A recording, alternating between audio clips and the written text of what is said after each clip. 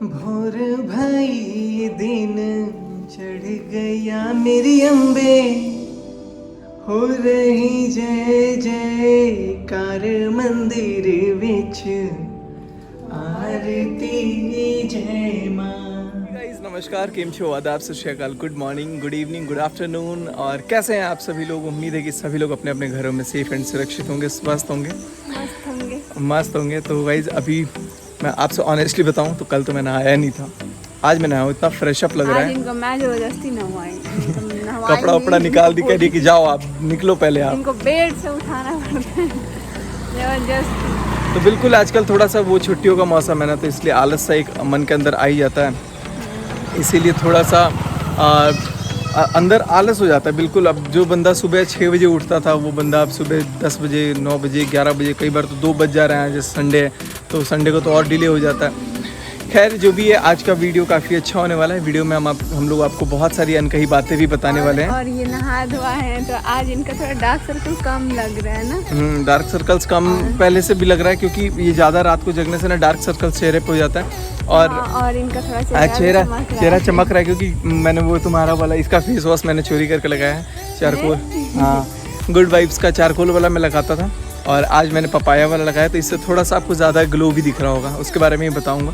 खैर काफ़ी अच्छा फील हो रहा है काफ़ी दिन बाद। और उसके बाद से अभी आप लोग चलते हैं अंदर। आज हम लोगों ने बहुत कुछ खाना पीना भी बनाया था। अरे आज तो हम लोग को भोजपुरी में बोलना था। हाँ, चलिए आप लोग को आज भोजपुरी भी हमारी सुनने को मिलेगी। बने रहिएगा व्लॉग के एंड तक। वीडियो अच्छी लगेगी तो वीडियो को लाइक कीजिएगा, चैनल पर नए तो चैनल को सब्सक्राइब कीजिएगा। चलिए चलते हैं नेक्स्ट पार्ट। यहाँ के हैं मनीषा कुमारी जी, और यहाँ के अभी माल्टा छिलता नहीं। लोगों को संतरा और माल्टा में फ़र्क बहुत कम लोगों को पता होगा, जैसे कि हम लोगों को भी नहीं पता था। और एप्पल भी देखिएगा इस कितना रेड एप्पल है, बिल्कुल और एकदम ठंडा। ये माल्टा है, इसको छीलने में ना मनीषा की हालत ख़राब हो जाती है ना मनीषा? हाँ, ये जल्दी छिला नहीं पाता है। तो हम लोग भोजपुरी वाला ब्लॉग कब लाएंगे? कल? आज नहीं, कल लाएंगे। कल का ब्लॉग भोजपुरी में होगा गाइस। आज के लिए सॉरी। स्टार्टिंग से ही भोजपुरी में बोलेंगे हम लोग, क्योंकि अभी स्टार्टिंग हम लोग हिंदी कर दिए थे, इसलिए आज का ब्लॉग भोजपुरी में नहीं रहेगा। हाँ, आज हम लोग एक कहानी बताने वाले, बहुत मज़ा आएगा कहानी, जो मतलब बहुत मज़ा आने वाला है। मनीषा भागो, काटेगा। नो भाग जल्दी।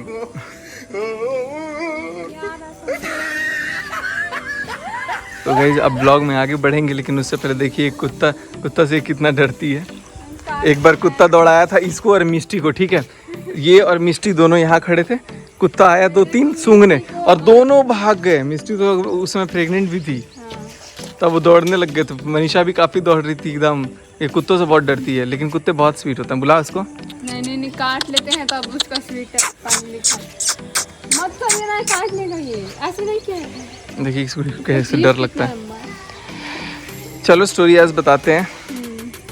और ये अभी फ़िलहाल मैं आपको बता दूं तो ये घर के बाहर खड़ी है, क्योंकि इसको अभी रील्स बनाने हैं, और रील्स बनाने के लिए बोल रही होगी कि आप रील्स बनाओ फिर मैं स्टोरी बताऊंगी। तो चलिए पहले मैं इनके रील्स कुछ बना देता हूँ ताकि ये भी खुश हो जाएं। वैसे तेरा हंसता चेहरा। आज के इस ब्लॉग में आगे बढ़ने से पहले आपको अभी हम लोग बताने जा रहे हैं कि हम लोगों ने आज, मतलब मैंने अपने चेहरे पे आज नहीं, इनफैक्ट आप लोग देख रहे होंगे, पहले भी हमने आपको बताया हुआ है कि हमने purple.com से खूब सारी शॉपिंग की थी, जिसमें गुड वाइब्स का पपाया फेस वॉश भी था, और भी चारकोल फेस वॉश भी मैंने मंगवाया हुआ था, चारकोल सोप भी मंगवाया था। गुड वाइब्स के ब्रांड की बहुत सारी चीज़ें हमने मंगवाई हुई थी, उसके बारे में एक बार फिर से आपको बताते हैं। उम्मीद है कि आपको अच्छा लगेगा, और आपको अगर पसंद आएगा तो आप प्रोडक्ट हमारे लिंक इन डिस्क्रिप्शन मैंने दिया, वहाँ ज़रूर परचेज कर सकते हैं। चलिए पहले बताते हैं आपको पपाया की खासियत। तो दोस्तों बात करें अगर पपाया फेस वॉश की, गुड वाइब्स के, तो आप सबको पता ही है कि पपाया हमारे फेस को कितना डीपली क्लीन करता है। साथ ही साथ अगर हम इसे नॉर्मल पपाया को डेली अपने फेस पे लगाना चाहें तो ये पॉसिबल नहीं है, इसलिए मैंने पपाया गुड वाइब्स के पपाया फेस वॉश को मंगवाया, और ये बहुत ही अच्छा प्रोडक्ट है। पपाया फेस वॉश जो है वो हमारे स्किन को हेल्दी ग्लो करता है, और साथ ही साथ इम्प्योरिटीज़, डर्ट या फिर जो डेड स्किन होते हैं उसको रिमूव करता है। इसे लगाना बहुत ही सिंपल है, इसे आप दिन भर में 2 बार यूज कर सकते हैं और अपने फेस को वॉश कर सकते हैं। और दोस्तों पपाया फेस वॉश के साथ साथ मनीषा ने ऑरेंज जेल भी मंगाया हुआ है, और एक सनस्क्रीन क्रीम जेल क्रीम भी मंगवाया हुआ है। सनस्क्रीन जेल क्रीम के बारे में आपको पता ही है कि आप कभी भी सूरज के पास अगर कंटिन्यूसली बाहर धूप में रहते हैं या फिर बाहर जाते हैं, और गर्मियों का मौसम है ही, तो ये आपके लिए बहुत ही बेटर प्रोडक्ट होने वाला है, क्योंकि ये आपके स्किन को प्रोटेक्ट करता है एक्स्ट्रा यूवी रेडिएशंस जो आते हैं। बात करें अगर चारकोल सोप, जो कि आज मैंने यूज़ किया हुआ है, चेहरा थोड़ा सा ग्लो भी कर रहा होगा, क्योंकि आपको पता है चारकोल जो होता है ये हमारे स्किन को जेंटली क्लीन करता है, जो डीपली पोर्स होते हैं उनको भी बहुत अच्छे से क्लीन आउट करता है। और चारकोल फेस वॉश भी आप गुड वाइब्स के मंगवा सकते हैं। ये चारकोल सोप के मैंने इसमें एक बॉक्स में 3 सोप्स होते हैं, जो कि बहुत लॉन्ग लास्टिंग होने वाला है, बहुत ही बेनिफिशियल प्रोडक्ट। और बाकी यहाँ पर हमारे पास ऑरेंज जेल भी आप देख सकते हैं, यहाँ पे ऑरेंज जेल, इसको भी हम लोग डेली यूज़ कर सकते हैं। और इसमें विटामिन सी होता है, जो कि अगेन हमारे स्किन के लिए काफ़ी बेनिफिशियल होता है। देर किस बात की, और साथ ही साथ आपको बताना चाहूँगा कि अभी purple.com पे स्किनटास्टिक सेल चल रहा है, जहाँ पर आप 1 तारीख से 6 जून तक के बीच में अगर आप कोई भी प्रोडक्ट लेते हैं तो अप टू 50% तक का डिस्काउंट मिलेगा। साथ में 10% एक्स्ट्रा भी डिस्काउंट मिलने वाला है अगर आप कोड यूज़ करते हैं GET100। तो देर किस बात की है, फटाफट लिंक मैंने डिस्क्रिप्शन में दिया है, जाइए और वहाँ से परचेज़ कीजिए, और यहाँ पर हर एक तरह के ब्रांड के प्रोडक्ट परचेज़ कर सकते हैं। Thank you so much. चलिए चलते हैं ब्लॉग की तरफ। चलिए आज शुरू करते हैं आज की कहानी।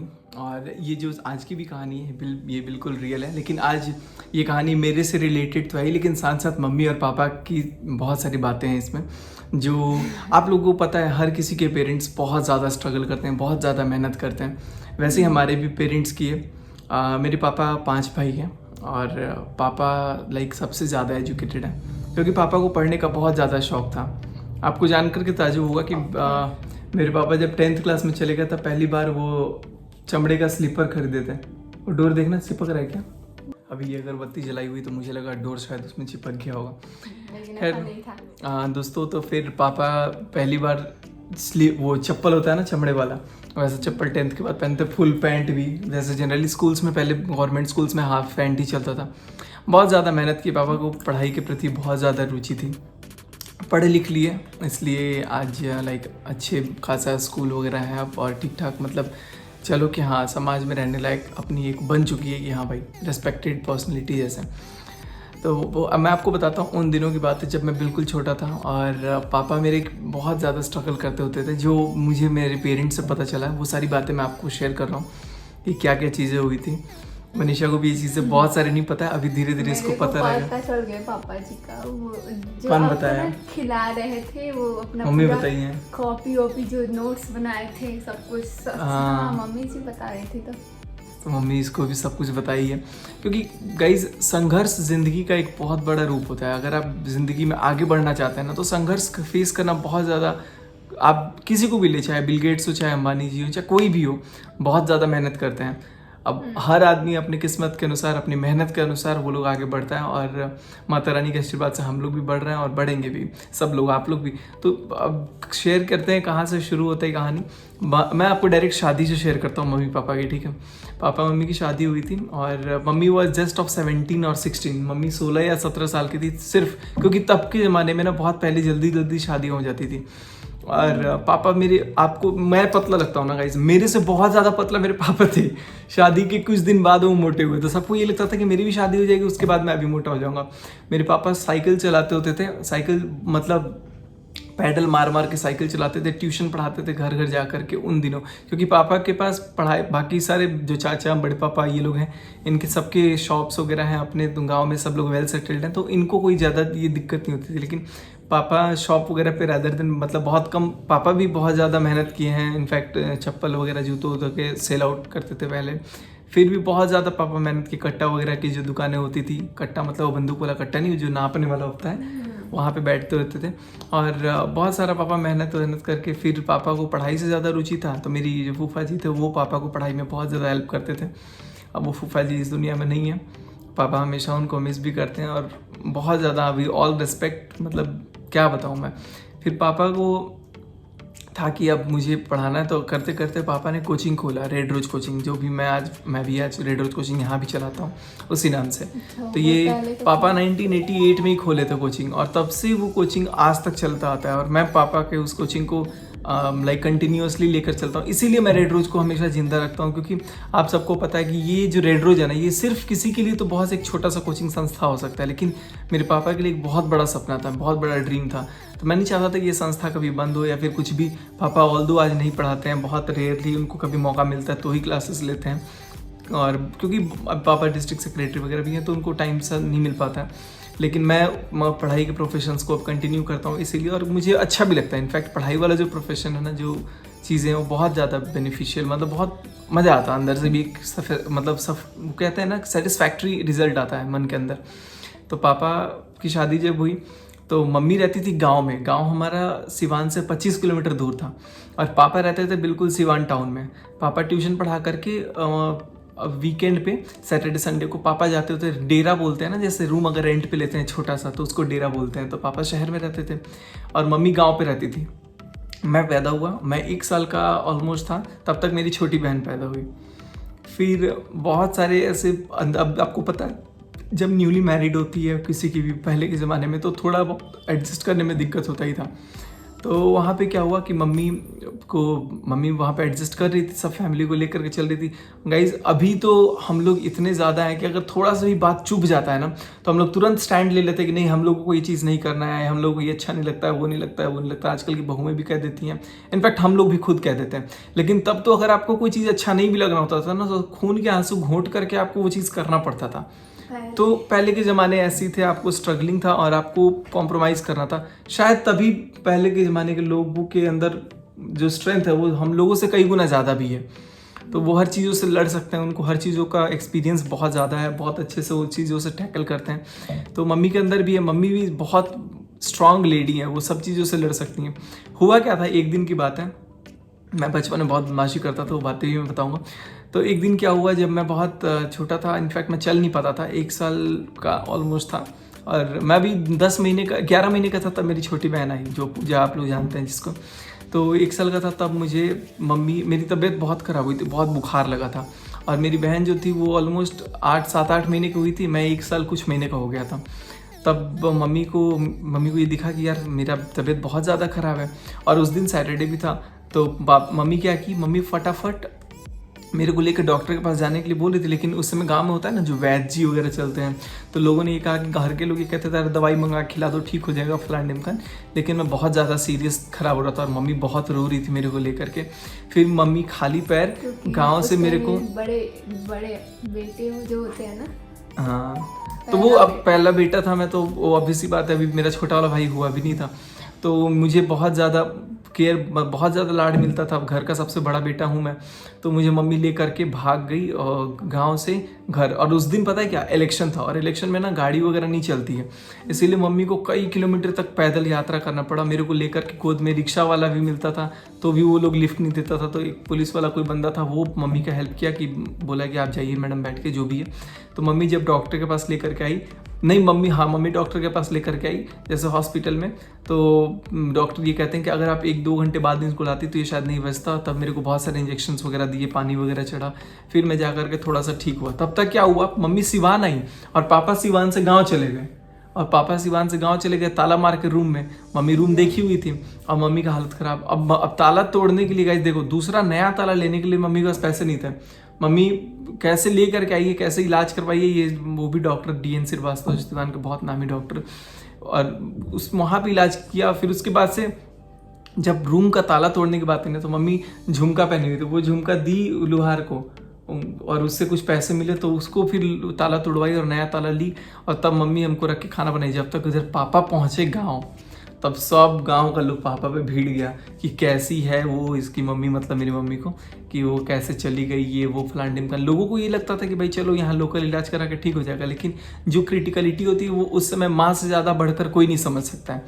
तो मम्मी ने बहुत, मतलब अब पापा कुछ बोलते नहीं है, पापा इज़ वेरी डिसेंट। पापा चुपचाप सुने और पापा उसके बाद सिवान आए अगले दिन। तो मम्मी वहाँ पे थी। उस समय फ़ोन का भी ज़माना नहीं था कि आप मोबाइल कर करके पूछ लोगे कैसे हैं क्या है। तो खाने पीने के लिए भी कुछ था नहीं, तो वहाँ पे खा पी, मतलब मम्मी वहाँ पे एनी हाउ मेरे को कुछ जो भी था, चावल माड़ वगैरह जो भी बना करके खिला रही थी। तब तक पापा है, तो पापा को मम्मी बताई कि ऐसा बात है, इसका सीरियस। तो मम्मी को समझाया, बोले कि कोई बात नहीं है, मुझे पता है। तो उसके बाद से क्या हुआ, मेरी तबीयत, फिर पूजा को लेकर के पापा है। पूजा बहुत छोटी थी, बहुत ज़्यादा स्ट्रगलिंग थी, और वो पल जब मम्मी बताती है ना मेरे को, बहुत ज़्यादा, मतलब मैं इमोशनल हो जाता हूँ यार। मतलब जस्ट इमेजिन कि ये पूरी स्टोरी किस तरह की रही होगी उन लोगों के टाइम में। आप सबके फैमिली में किसी ना किसी, जो भी हमारे खासकर बिहार झारखंड के लोग होते हैं, बहुत ज़्यादा स्ट्रगल फेस करना होता होगा rather than comparing to the all other states. बहुत सारे लोगों के पेरेंट्स ऐसे स्ट्रगल किए होंगे। फिर पापा आए, फिर पापा ट्यूशन पढ़ाते थे। तब उस समय ट्यूशन का ऑलमोस्ट कितना, बहुत कम 40 रुपये 30 रुपये पर मंथ पापा को मिलता था, ठीक है। तो उतने पैसे ले करके कई बच्चों को तो पापा साइकिल पे जो आगे होता है ना, वहाँ एक आगे एक पीछे कैरियर जो होता है, उस कैरियर के ऊपर बिठा करके, और एक को आगे जो रॉड होता है उस पर बिठा करके 2-2 बच्चों को पापा साइकिल चलाते थे। बच्चे ज़्यादा हो गए ट्यूशन के लिए, फिर पापा ने मतलब कोचिंग में सबको बुलाना उचित समझा, क्योंकि कोचिंग तो पहले से चल रहा था। पापा वहाँ पर जाके मंथली एज ए टीचर पढ़ाते होते थे। वहाँ पे 2-3 लोग मिलके थे कोचिंग में, तो उन लोगों की जॉब लग गई, तो पापा के पास कोचिंग आ गया, तो पापा उस कोचिंग को अभी तक कंटिन्यू करते हैं, मैं कंटिन्यू करता हूँ इनफैक्ट। तो वहाँ पे हम लोग, मेरे दिमाग में यही था कि यार चलो, अब मतलब मम्मी के दिमाग में ये था कि चलो मेहनत करना है और अब आगे बढ़ना है, इसीलिए मम्मी उस समय से सिवान में ही रहने लग गई। जब सिवान में रहने लग गई तो मेरा जो छोटा भाई है उसका जन्म फिर सिवान में हुआ, और वो जब जन्म लिया तो फिर उसके जन्म के बाद स्कूल खुला, और उसके जन्म के टाइम पे भी ना मिठाई बांटने के लिए पापा पैसा मांग, मतलब कोचिंग से पैसा वैसा लेने गए, जो बाकी उनके साथ पार्टनरशिप में थे लोग, तब पापा को पैसा नहीं मिल रहा था, बहुत ज़्यादा मतलब स्ट्रगलिंग था पापा के लिए भी। और एनी हाउ पापा के पास सबसे बड़ा ये चीज़ है ना कि वो पेशेंस रखते हैं बहुत, मतलब हर चीज़ का पेशेंस है उनके पास। वही चीज़ मुझे उनसे बहुत कुछ सीखने को देता है कि नहीं यार, जब चीज़ों को समझना है तो बहुत पेशेंसफुली समझना पड़ता है। जो उल्टी चीज़ें होती हैं उनको इग्नोर करना पड़ता है। बुराइयां तो हर किसी की होती हैं, किसकी नहीं होती, हमारी भी होती होंगी, आप लोगों की इमेज में कुछ लोग, अभी इनफैक्ट मेरे पास एक अच्छा खासा मेल भी आया था, तो हर किसी के नज़रिया में, किसी ना किसी की नज़र में कुछ अच्छाइयाँ होती है, कुछ बुराइयाँ होती है, तो we all have to tackle with that. तो पापा ने उसी चीज़ को फेस किया कि नहीं, हमें मेहनत करना है, हमें आगे बढ़ना है। और आज वो मेहनत करते करते पहले स्कूल खोले, स्कूल खोलने के बाद अभी एक दिन की बात है, मैं रात के 2 बज रहे थे, एक बार तो वो अचार का बयाम होता है ना जो शीशा वाला, उसमें बहुत सारा अचार रखा था, तो मैं ना, मम्मी कपड़ा धो रही थी नीचे, मैं वो अचार का बयाम फोड़ करके मूड़ी पे ऐसे धूम धूम फोड़ फोड़ के मैं ऐसे एकदम खूब एंजॉय कर रहा था। तब तक मेरा सिर पूरा खूनम खून हो गया था। मम्मी आई तो मम्मी मेरे को पकड़ के खूब रोने लग गई, क्योंकि उनको टेंशन हो गया था, और हो भी क्यों ना, क्योंकि भाई इतना बड़ा कांड कर दिया। तो मैं बचपन से बहुत बहुत बहुत बहुत बदमाश था। अपनी स्कूल लाइफ स्टोरी अगर आपको बताऊंगा ना, पहले मैंने बहुत पहले शेयर किया था कुछ पार्ट, अगर अपनी स्कूल लाइफ स्टोरी बताऊंगा ना तो शायद आप लोग भी कहेंगे कि यार ये क्या बंदा है। मैं आपको नेक्स्ट पार्ट में शो करूँगा, अगर आपको जानना हो तो आप लोग कमेंट सेक्शन में बताना, मैं कैसे हॉस्टल में रोता था, कैसे पीलो पे तक पानी डाल देता था, कैसे मतलब मम्मी मम्मी करते रहता, 2 साल तक लगातार रोता था, पढ़ता बिल्कुल नहीं था, 30% स्कोर करता था, फिर 10th में जाके 80s में स्कोर किया। ये सारी चीज़ें भी आपसे शेयर करूँगा, वो भी काफ़ी मोटिवेशनल होगा। फिर मम्मी पापा को, अब रात के 1 बजे ना मैं खूब रो रहा था, खूब। मेरे पापा ना मेरे को, हम लोग जिस छत पे सोते थे ना, गर्मियों के मौसम में अक्सर लोग बिहार में छत पे सोते हैं, अभी भी इनफैक्ट हम लोग घर जाते हैं तो रूम में AC वेसी में सोने से अच्छा छत पे जाओ, बेड वेड बिछाओ और वहाँ पे मच्छरदानी लगा के मस्त हो, हवा चलती है, खूब अच्छा लगता है। तो हमारे छत पे ना, जिस डेरा पे, जिस रेंट वाले मकान में पापा रहते, तो वहाँ रेलिंग नहीं था, बाउंड्री जो होती है छत के ऊपर वो नहीं थी।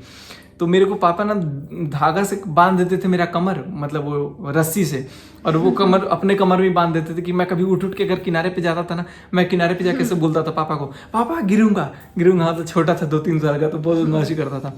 तो फिर मेरे को उस पापा मेरे को बांध के सोते थे। तो एक बार रात को 1 बजे मुझे बहुत भूख लगी।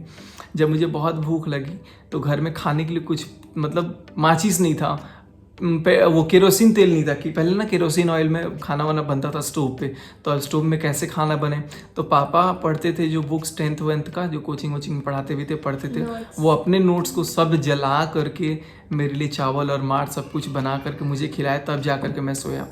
तो कुल मिला जुला करके ये है कि हम लोग अपनी ज़िंदगी के स्ट्रगल को नहीं भूल सकते हैं। मैं बचपन में क्या, कैसे मेरे साथ क्या हुआ, ये मुझे तो याद नहीं है उतने अच्छे से, लेकिन मेरे पेरेंट्स जो मुझे बताते हैं वो कभी झूठ नहीं बोलेंगे, और जो बातें हैं सो हैं। और जब उतनी स्ट्रगलिंग से मेरी ज़िंदगी हुई है, तो मैं भी ये सोचूंगा कि जब मेरे पापा गाँव से, एक छोटे से गाँव से उठ करके जब सिवान में आकर के एक स्कूल वगैरह सब कुछ खोल लिए, सब कुछ कर सकते हैं, तो मैं भी एक छोटे शहर से बड़े से शहर में आकर के कुछ अच्छा खासा काम कर सकता हूँ।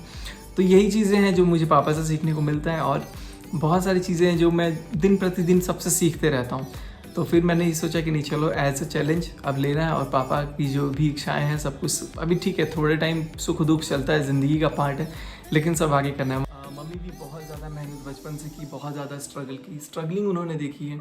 और मम्मी पापा तो बहुत सारी ऐसी ऐसी बातें बताते हैं ना, जिनको सुन करके आँख में आंसू हो जाते हैं। बहुत सारी चीज़ें हैं जो ऑन कैमरा मैं नहीं बता सकता हूँ। तो कुल मिला जुला कर लाइफ बहुत स्ट्रगलिंग होती है हर किसी की। हमारी तो, हमें तो लगता है कि हमने स्ट्रगल किया ही नहीं बिल्कुल भी, लेकिन जो पेरेंट्स ने, हमारे माँ बाप ने स्ट्रगल किया है, वो लाइक किन शब्दों से उन सब का मैं बयां करूँ मुझे खुद नहीं पता। खैर जो भी है, जस्ट होप कि हम लोग बहुत अच्छा काम करें, कभी माँ बाप की आंखों में सैडनेस ना आए। हाँ, मेरे वजह से थोड़ा बहुत वो लोग कभी सैड हुए भी हैं, लेकिन लॉन्ग टर्म में बिल्कुल खुशियाँ हैं और अभी सब लोग खुश हैं तो सब कुछ अच्छा रहेगा। आज की ये छोटी सी स्टोरी आप सबको कैसी लगी, आप सभी ज़रूर कमेंट सेक्शन में बताइएगा। उम्मीद है कि आपको ये छोटी सी स्टोरी हमारी पसंद आई होगी। वीडियो अच्छी लगी होगी तो वीडियो को एक लाइक कीजिएगा। मनीषा की पेरेंट्स की स्टोरी बहुत स्ट्रगलिंग वाली है। इनफैक्ट अभी भी ये लोग बहुत ज़्यादा स्ट्रगल करते हैं, बहुत ज़्यादा स्ट्रगल करते हैं। तो जैसे जैसे होगा आप लोगों को बताएंगे। वीडियो अच्छी लगी होगी तो वीडियो को एक लाइक कीजिएगा। अगर आप चैनल पर नए हैं तो चैनल को सब्सक्राइब करना बिल्कुल मत भूलिएगा। और अगर आपको और भी कहानी सुननी है पेरेंट्स से रिलेटेड क्या, मैं अपनी स्कूल लाइफ स्टोरी बताऊंगा आप लोगों को कि मैं कैसे रोता था, कैसे आम के पेड़ को तोड़ देता था और दूसरे पे नाम लगा देता था। मैं खुद पापा के स्कूल में पढ़ता था, बहुत सारी चीज़ें। तो ये सब आपको अगले ब्लॉग में बताऊंगा। और बस चलिए मिलते हैं नेक्स्ट ब्लॉग में मुस्कुराते हुए नए चेहरे के साथ। आज मनीषा खामोश रही। Bye bye bye guys, good bye.